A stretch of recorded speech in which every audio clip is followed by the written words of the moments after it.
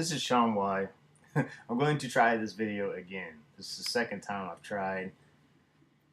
I don't think somebody wants me to make this video. It was just jumpy. It skipped all over. After I was trying, I'm just glad I rewatched it to make sure. But I don't know. But here we go again. I don't know why I haven't made a video on this before, because I saw this about a week ago and I just totally blanked it.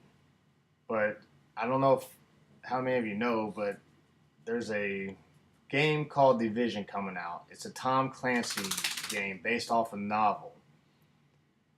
And I'm just pretty much I'm just going to play this trailer because it really does speak for itself. And maybe I'll make a couple comments on the way and then we'll talk about it a little after. But like I said, it's pretty much self-explanatory.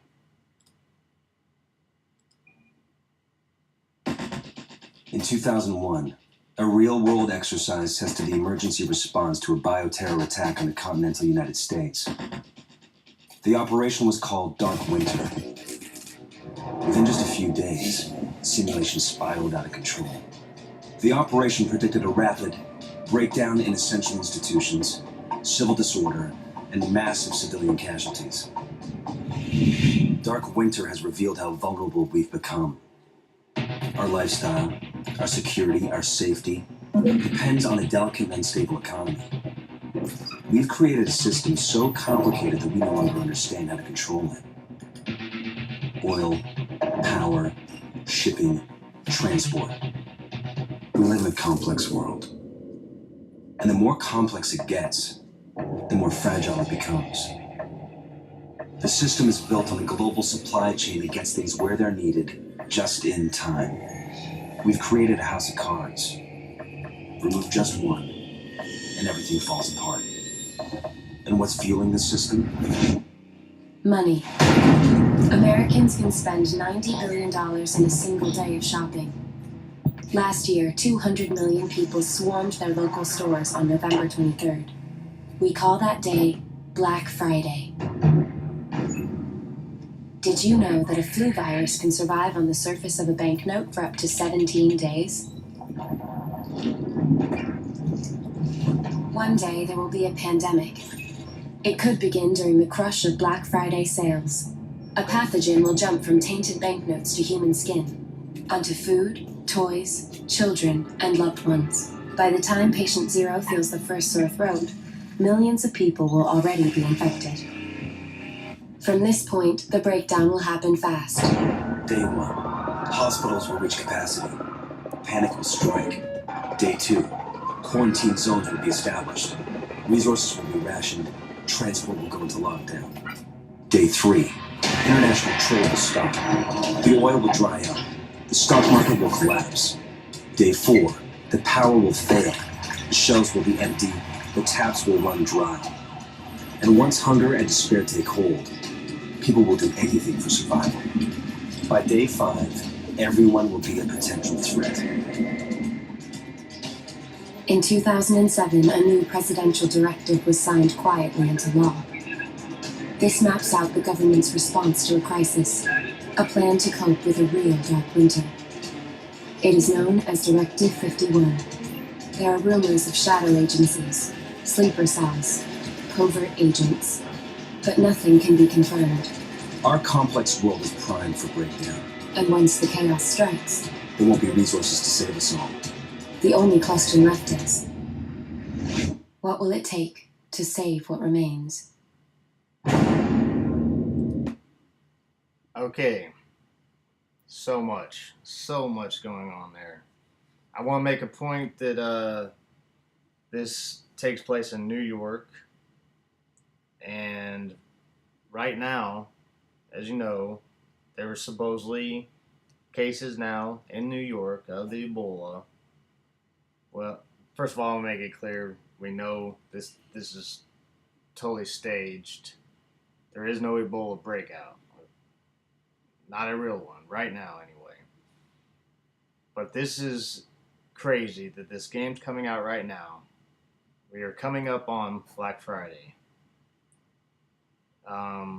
We know that when they talk about those bills being signed, we know that there's bills signed like that right now where they can quarantine you just for having a fever, having just symptoms of being sick. Okay, um, they got the 30-man SWAT teams that they have put together. There's been Obama, who's tried to get it changed, the number of terms that the president can serve to basically as many as he, once he keeps getting voted back in, he can stay. Or another scenario is martial law would keep him in. And then the whole deal with money sitting there being the root of the thing that causes the spread of this pandemic. Um, Giving reason maybe to go to a cashless society, to cut off all money, uh, transportation, and then just like the movie Contagion with Matt Damon, where that's how they showed everybody touching stuff, and then you touching stuff and touching money, and showing how that's how fast a pandemic can spread just through people touching things. It really is that predictive programming. And like I said, this is almost real time propaganda at the same time. The fact that this is coming out right now. We got the sun, the solar eclipse right here, along with New York, and the same deal with the movie The Strain, where the virus peaked and started to really spread right at solar eclipse. We just had the blood moons. I mean, I don't even know how much more things could line up. This is insane. But I just wanted to point this out, and you guys tell me what you think. I mean, this is crazy. Are they going to really release something? Is it just a novel? Is it just a movie trailer? I mean, time's gonna tell. It doesn't seem like they're letting up on this Ebola bullcrap. So how far are they gonna take it? All right, I guess that's my question. All right, thanks everybody, and God bless.